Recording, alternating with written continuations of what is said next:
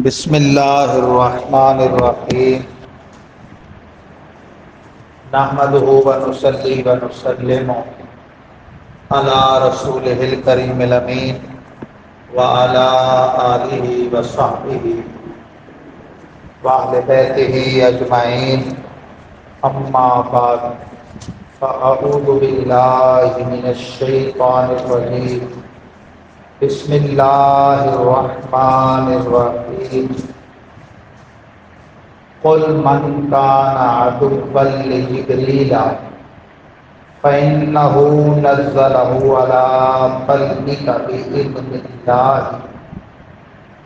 مصدقا لما بين يديه وهدى وبشرى للمؤمنين صدق اللہ العظیم وصدق رسولہ النبی الکریم الامین ونحن على ذلك لمن الشاہدین والشاکرین والحمد للہ رب العالمین ان اللہ وملائکتہ یصلون علی النبی یا ایھا الذین آمنوا صلوا علیہ وسلموا تسلیما صلی اللہ علی النبی الامی وآلہ صلی اللہ علیہ وسلم صلاۃ و سلام علیک یا رسول اللہ وعلی آلک و اصحابک یا حبیب اللہ۔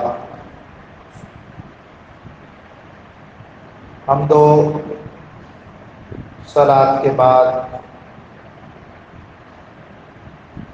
گرامی قدر سامعین کرام بحمد اللہ تعالی 29 ربیع الاول 1446 ہجری کے مطابق 4 اکتوبر 2024 عیسوی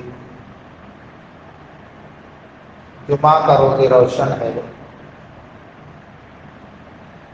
آپ اور میں رب تعالیٰ کے حضور فریضہ جمعہ کی ادائیگی کے لیے حاضر ہوئے ہیں۔ گزشتہ سے پیوستہ آج کا ہمارا عنوان ہے سورۃ البقرہ رکوع نمبر 12 کا ترجمہ اور تفسیر۔ یہود بے بہود کی مختلف بے ضابطگیاں اور بد تہذیبیاں بیان کی گئی کئی رکوعات میں۔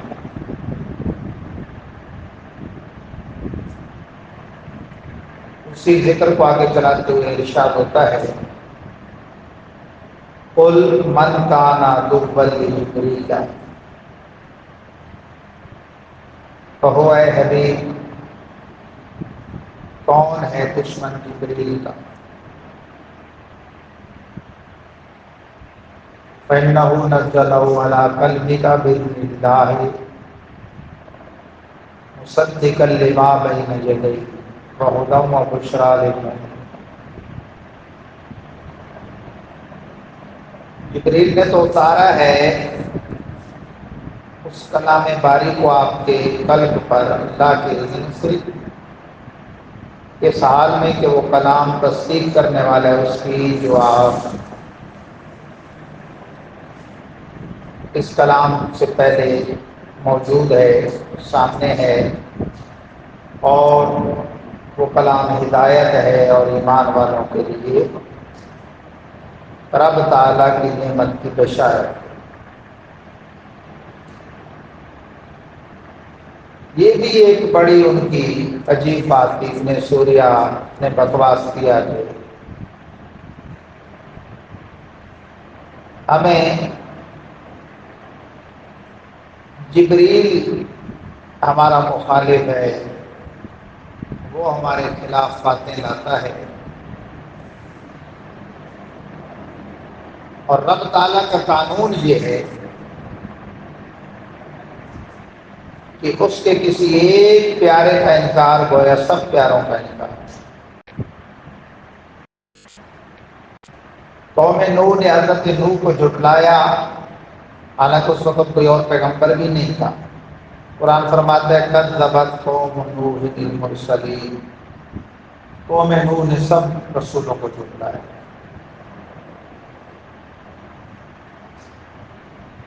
یہ یہودیوں کا جبریل امین کو جھٹلانا، یہ حضرت میکائیل، حضرت اسرافیل، حضرت اسرائیل اور سب فرشتوں کے جھٹلانے کے مترادف ہے۔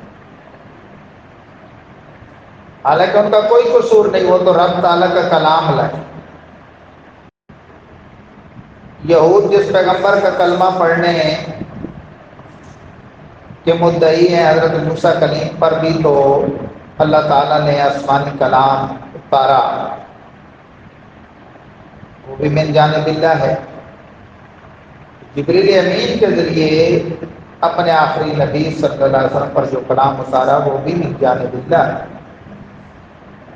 من کان عدوا للہ و ملائکتہ و رسلہ و جبریل و میکائیل فإن اللہ عدو للکافرین۔ تو جو دشمن ہوا اللہ کا، فرشتوں کا اور اس کے رسولوں کا اور جبریل اور میکائیل کا، کیونکہ اللہ دشمن ہے سب کافروں۔ صرف یہ نہ کہو تم جبریل کے دشمن ہوئے، تم سب کے دشمن ہوئے، اور اللہ بھی پھر کافروں کا دشمن۔ وَلَقَدْ أَنزَلْنَا إِلَيْكَ آيَاتٍ بَيِّنَاتٍ۔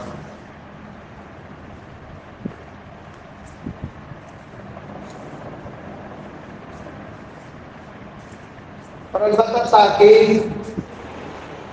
اتارا ہم نے آپ کی طرف کھلی نشانیوں، واضح آیات، اور نہیں انکار کرتے ان آیتوں کا مگر فاسق، یا فاسق بمانا کافر، یعنی فسق کی جو اعلیٰ صورت ہے۔ أَوَكُلَّمَا عَاهَدُوا عَهْدًا نَبَذَهُ فَرِيقٌ مِّنْهُمْ بَلْ أَكْثَرُهُمْ لَا يُؤْمِنُونَ۔ تو کیا جب وہ عہد کرتے ہیں کوئی عہد پھینک دیتے ہیں اس کو فریق ان کا ان میں سے، بل اکثرهم لا یؤمنون، بلکہ اکثر ان کے بے ایمان ہیں، وہ ایمان نہیں لاتے۔ پروردگار عالم کے ساتھ ان کے جو عہد ہیں ان کو وہ پس پشت ڈال دیتے ہیں، معاذ اللہ۔ وَلَمَّا جَاءَهُمْ رَسُولٌ مِّنْ عِندِ اللَّهِ مُصَدِّقٌ لِّمَا مَعَهُمْ نَبَذَ فَرِيقٌ مِّنَ الَّذِينَ أُوتُوا الْكِتَابَ۔ اور جب تشریف لایا ان کے پاس عظمتوں والا رسول اللہ کی جانب سے، تصدیق کرنے والا ہے اس کی جو ان کے پاس ہے، تو پیچھے پھینک دیا ایک گروہ نے ان میں سے جو دیے گئے کتاب، اللہ کی کتاب کو، کتاب اللہ وراء ظہورہم، کتاب اللہ کو اپنی پس پشت ڈال دیا، کأنہم لا یعلمون، گویا کہ وہ جانتے ہیں۔ حالانکہ تورات شریف میں نبی آخر الزمان صلی اللہ علیہ وسلم کی آمد کا اور آخری آسمانی کتاب کا ذکر موجود تھا، لیکن جب وہ تشریف لائے وہ ان کے پاس موجود تورات کے مصدق بھی ہیں، تو جان بوجھ کے ان کے گروہ نے معاذ اللہ گویا اپنی کتاب کو بھی پس پشت ڈال دیا کہ اس خبر کو جھٹلا دیا اور سرکار پر ایمان نہ لائے۔ وَاتَّبَعُوا مَا تَتْلُو الشَّيَاطِينُ عَلَىٰ مُلْكِ سُلَيْمَانَ۔ کتاب اللہ کے پیروکار بننے کے بجائے پیروکار ہوئے اس کے وہ جو پڑھتے ہیں شیاطین ملک سلیمان کا۔ یہود نے حضرت سلیمان کو معاذ اللہ جادوگر مشہور کر رکھا تھا، اور نبی آخر الزمان صلی اللہ علیہ وسلم کی زبان ہے کے ترجمان سے ان کے پیغمبر ہونے کا بیان سن کے وہ ٹھٹے اور مذاق اور بکواس کرتے تھے، حالانکہ وہ اللہ کے جلیل القدر پیغمبر ہیں اور انہیں پوری دنیا کی بادشاہت ظاہری بھی نصیب ہوئی۔ وما کفر سلیمان، نہیں کفر کیا سلیمان، وہ تو پیغمبر خدا ہے، معصوم ہے، ولیکن الشیاطین کفروا، ہاں لیکن شیاطین کافر ہوئے، یعلمون الناس السحر، اس سبب سے کہ سکھاتے ہیں لوگوں کو جادو۔ السحر کہتے ہیں باریک بات کو، اور وہ عمل جس میں شیطانی کلمات ہیں اور لوگوں کے نقصان کے لیے کیا جائے، یہ کفر ہے۔ بلکہ عمومی طور پہ جادوگر جادو کی تعلیم پانے سے پہلے ایمان کا انکار کر کے کفر اختیار کرتا ہے۔ لیکن اگر کوئی یہ نہ بھی کرے تو اس کا سیکھنا پھر بھی حرام ہے، کہ اس سے عام طور پہ وہ لوگوں کو نقصان پہنچاتا ہے۔ وما انزل علی الملکین ببابل ہاروت وماروت، اور جو اتارا گیا دو فرشتوں پر بابل میں، یہ مقام ہے ہاروت اور ماروت پر،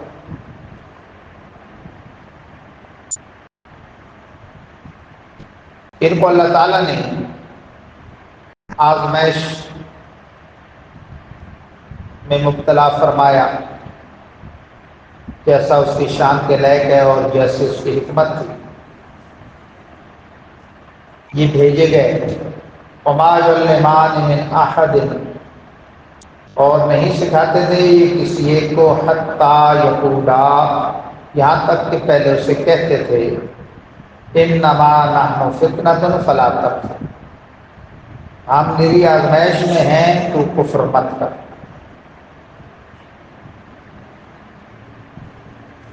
ہم تمہیں سکھائیں گے، تم کفر کرو گے اور مبتلا حرام ہوگے۔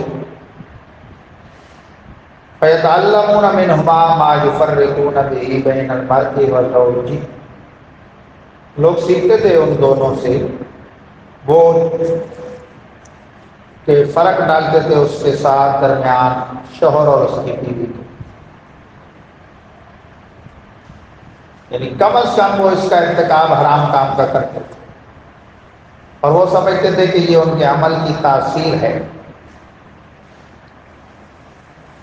وَمَا هُمْ بِضَارِّينَ بِهِ مِنْ أَحَدٍ إِلَّا بِإِذْنِ اللَّهِ، اور نہیں ہیں وہ نقصان پہنچانے والے کسی ایک کو مگر اللہ کے اذن سے۔ مطلب کیا ہے کہ ہر تاثیر میں مؤثر حقیقی ذات باری تعالیٰ ہے۔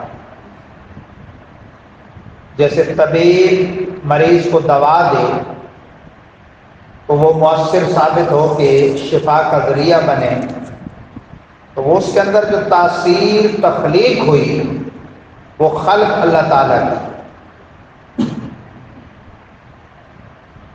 اسی طرح الٹ تاثیر جو ہے یعنی ری ایکشن،